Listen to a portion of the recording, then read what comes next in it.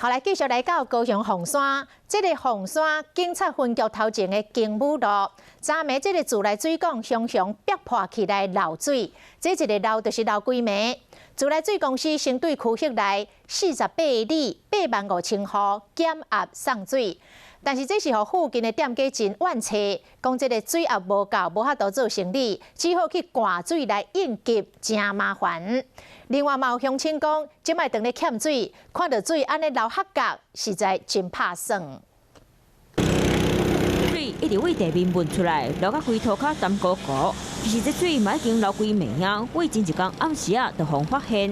除了这里破裂以外啊，再来就是里面这边了，这里也像涌泉一样不断的涌出来。议员接到通报来到这直播现场的状况，这个所在就伫咧凤山分局头前的金武路段，问出来水和涂骹规个碰起来，水压大到把路整个都隆起了。这条路有真侪台车，因为漏水和交通太掉花。漏水原因是因为水道水管线破去，公司第一时间嘛派人来到现场，提到计灯讲下仔啊，要搁伫咧处理。受影响的85000户发生的时候是在大用水尖峰时候，我们避免影响民众，我们先用压降的方式来处理。即马台湾当欠水，水道水管线煞破去，漏水漏几暝。无采啦，管政府机关就爱处理啊。嘛，因为减压送水，影响到附近店家。我只有一点点。